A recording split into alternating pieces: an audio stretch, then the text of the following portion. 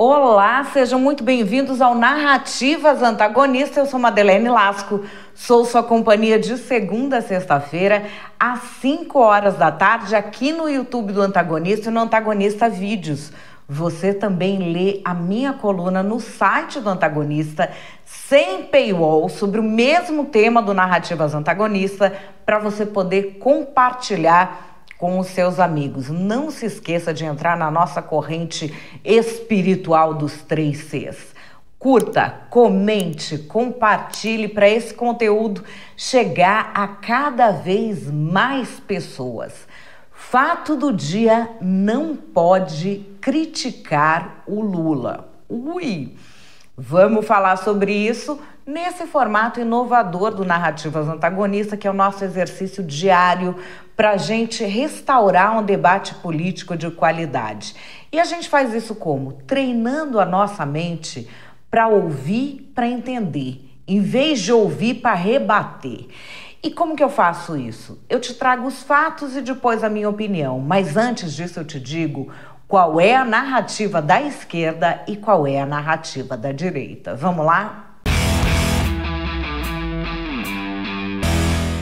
Fato do dia: não pode criticar o Lula. Gente, as últimas declarações do nosso presidente da República têm mexido até com o dólar, mexido até com a economia. Como assim ele fala e mexe com a economia? É porque aí o investidor fica pensando, deixo meu dinheiro aí ou não? O que é que tem para o futuro? Enfim, depois de muita fala conturbada, o presidente da República resolveu na semana passada deixar claro que a questão da responsabilidade fiscal não se mexe, não se toca. Não é bem o que tem acontecido, mas ele quis fazer essa fala. Vamos acompanhar. A gente vai ter uma política econômica que vai fazer esse país crescer, a gente vai continuar fazendo transferência de renda e a gente, ao mesmo tempo, vai continuar com a responsabilidade que nós sempre tivemos. Aqui nesse governo, a gente aplica o dinheiro que é necessário, a gente gasta com educação, com saúde aquele que é necessário, mas a gente não joga dinheiro fora. Responsabilidade fiscal não é uma palavra, é um compromisso desse governo desde 2003 e a gente manterá ele à risca. Um abraço, boa sorte e parabéns aos companheiros da agricultura familiar. E aí, vamos aos antagonistas de Lula. Ele tem escolhido alguns antagonistas, além de Jair Bolsonaro, que é o seu polo oposto. Ele escolheu por aí o presidente do Banco Central, Roberto Campos Neto, que está de férias agora, mas ele tem batido em Roberto Campos Neto e na política de juros, sem explicar que é decidido por um comitê, que ele indicou a maioria do comitê e que o pessoal que ele próprio indicou toma a mesma decisão do Roberto Campos Neto. Ok. Mas, enfim, ele diz que vai para cima do Banco Central para saber quem é que está interessado neste ataque especulativo ao Brasil. Obviamente que me preocupa essa subida do dólar. É uma especulação. Há um jogo de interesse de especulativo contra o real nesse país. E eu tenho conversado com as pessoas do que a gente vai fazer para tomar. Eu estou voltando quarta-feira, vou ter uma reunião, porque não é normal o que está acontecendo. Não é normal. E eu acho que a minha visão sobre o Banco Central não é uma visão teórica, é uma visão de um presidente que já foi presidente, que teve o Banco Central sob o meu domínio durante 8 anos e com total autonomia. O Fernando Henrique Cardoso trocou 3 presidentes de Banco Central e é normal. O que é normal é o Lula trocar, é o Lula querer indicar alguém e é o presidente da República que tem que indicar. E quando a gente indica um presidente do Banco Central, quando a gente indica um presidente do Banco do Brasil, quando a gente indica um presidente da Petrobras, a gente não indica essa pessoa para essa pessoa fazer o que a gente quer, não. Porque as empresas têm diretoria, as empresas têm conselho. Agora, o que não dá é para você ter alguém dirigindo o Banco Central com viés político. Sabe? Definitivamente eu acho que ele tem um viés político. Agora, Veja, eu não posso fazer nada, porque ele é o presidente do Banco Central, ele tem um mandato, ele foi eleito pelo Senado, eu tenho que esperar terminar o mandato e indicar alguém. E aí tem um enfrentamento com o governador de São Paulo, Tarcísio de Freitas. Muita gente diz que Tarcísio é o nome da direita para as eleições presidenciais de 2026, porque Jair Bolsonaro não conseguiria até lá reverter a sua condição de inelegível.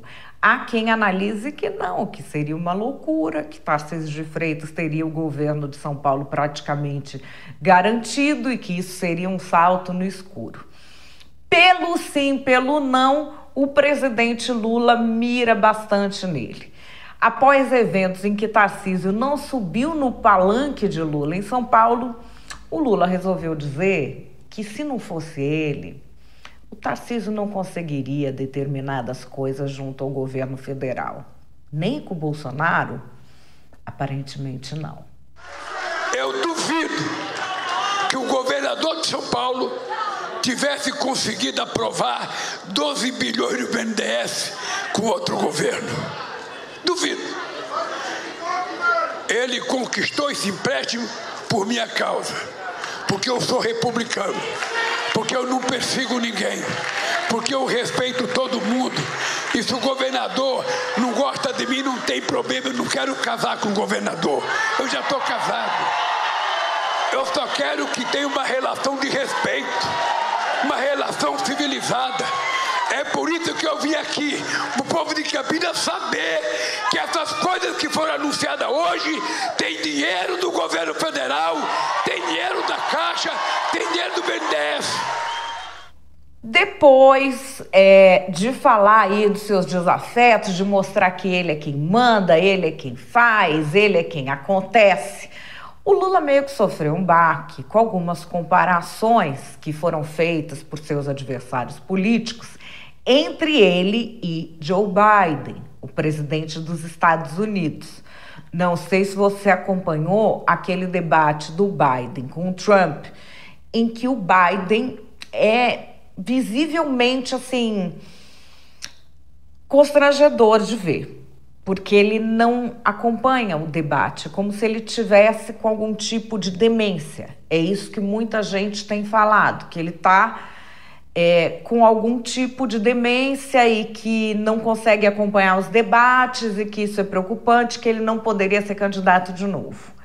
Aí saiu um monte de gente falando que o Lula é o Biden brasileiro, comparando muito a idade de um à idade de outro, sendo que a idade não é o fator que pesa sobre o Biden, a questão é sua capacidade cognitiva.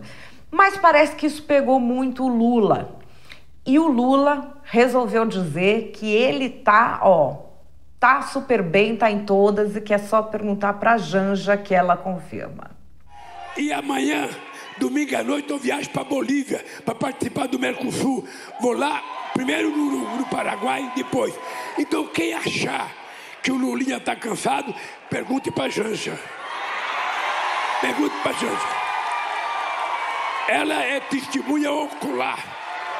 Quando eu falo que eu tenho 70 anos de idade, energia de 30 e tesão de 20, eu estou falando com conhecimento de causa.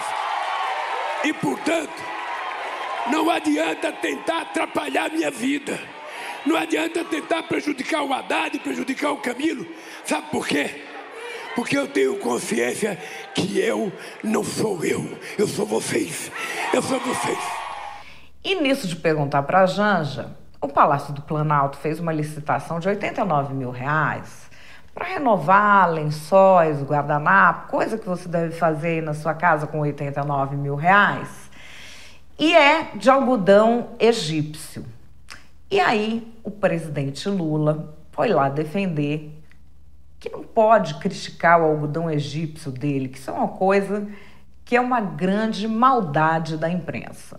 Fui presidente aqui da outra vez e eu lembro que quando a gente comprava um guardanapo, todo torto, a imprensa dizia: Palácio compra guardanapo de algodão do Egito. Como se fosse uma coisa de outro mundo. Eu imaginava que o algodão do Egito era tão qualificado que até a gente comia.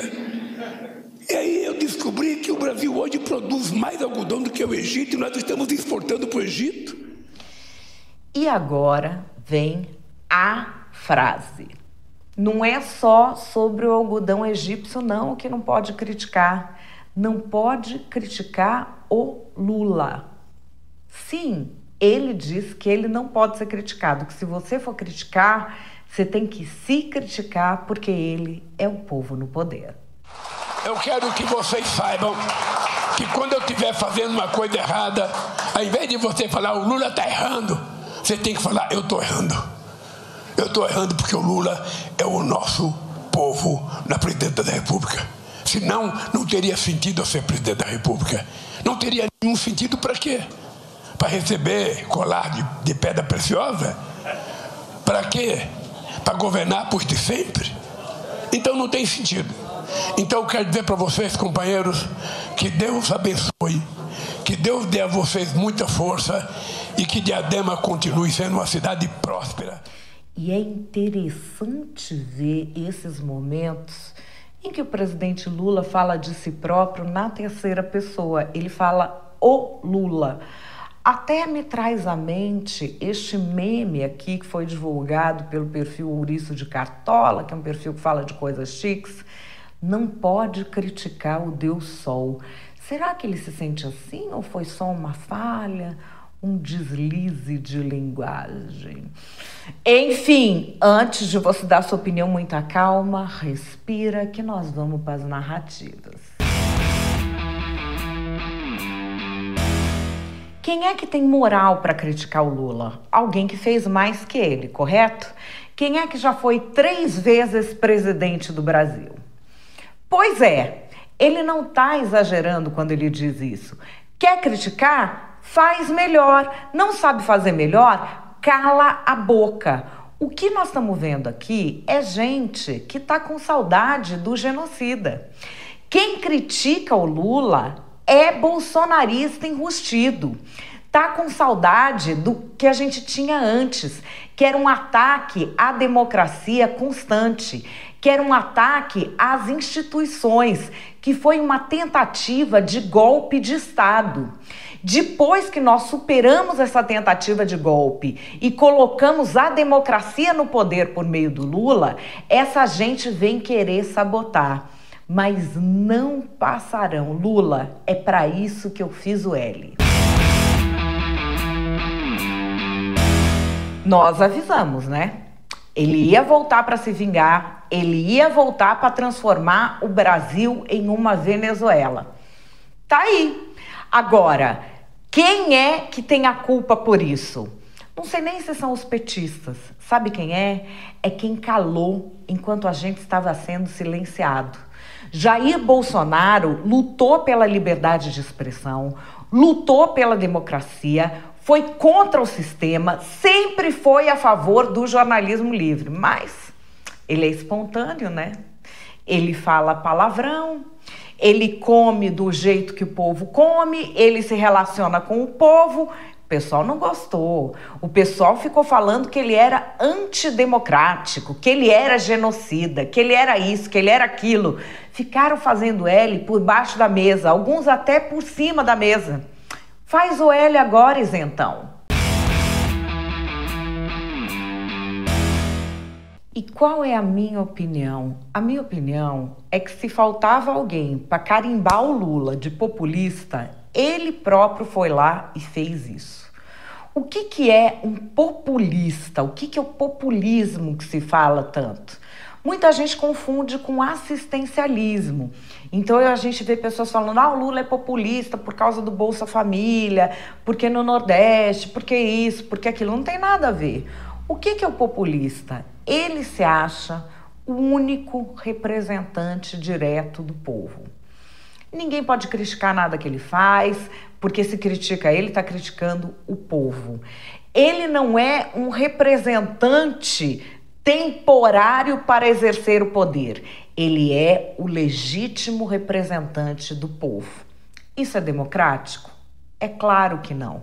Quando alguém se intitula o legítimo representante do povo, obviamente não está agindo de forma democrática e não tem intenções democráticas. E o Lula disse isso com todas as letras. A frase que ele falou é uma frase assustadora. Se eu estiver cometendo um erro, em vez de me criticar, você se critique, porque eu sou o povo no poder.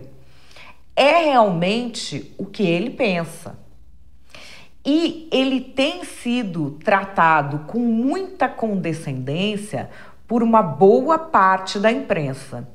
Eu imagino aqui, se o ex-presidente Jair Bolsonaro tivesse dito essas mesmas frases que o Lula andou falando na semana passada, o que é que teria acontecido? Qual teria sido a reação? E muita gente fala, o mundo ia ter caído, ia ter sido desproporcional. Não, ia ter sido o adequado. O inadequado é o que a gente está vendo agora, quando somente algumas vozes se levantam contra um absurdo antidemocrático dito pelo presidente da República. E o presidente Lula, a gente não pode ser injusto com ele, jamais escondeu que ele se comportava assim. Jamais escondeu que essa era a ideia dele de poder, de que ele é o único legítimo representante do povo e de que ele não quer crítica e de que ninguém tem legitimidade para criticá-lo. Ele já havia agido assim antes. O que houve, vamos dizer, de estelionato eleitoral foi quem tentou vender o lulismo como passível de fazer uma frente ampla democrática, como uma força passível de abrir espaço para outros atores. Nem dentro do PT tem espaço. É a tal da liderança árvore de manga, liderança mangueira que o povo chama. Onde cresce, não cresce nada embaixo. A sombra dele, nada cresce. E assim tem sido o lulismo. Dentro do PT não tem sucessor. Tanto é que se diz muitas vezes na análise política que a Janja seria uma sucessora, uma espécie de Evita Peron do Lula, né? Ele vai e coloca a mulher dele no lugar. Mas ela não tem nem o mesmo carisma, nem a mesma história. Essa história da Janja ser substituta quer dizer o quê? Quer dizer que o Lula não prepara substitutos nem dentro do PT. Para ele é ele e só ele, e ninguém pode criticar. E o triste é que parte da imprensa se comporta exatamente desse jeito. Numa subordinação, às vezes alguns têm tanta rejeição a Bolsonaro que acabam pulando no colo do Lula, mas essa é a questão. O populista só se estabelece onde não há jornalismo independente. E para haver jornalismo independente, precisa haver um apoio popular ao jornalismo que não se rende a nenhum político. Nós temos isso aqui no Brasil? Ou o povo está se acostumando a gostar só do jornalismo que abraça o seu político de preferência? Caso o povo esteja se acostumando a isso, o Lula, que é um populista, que está no poder e que conta com apoio tácito de parte da imprensa, só tende a se beneficiar cada vez mais.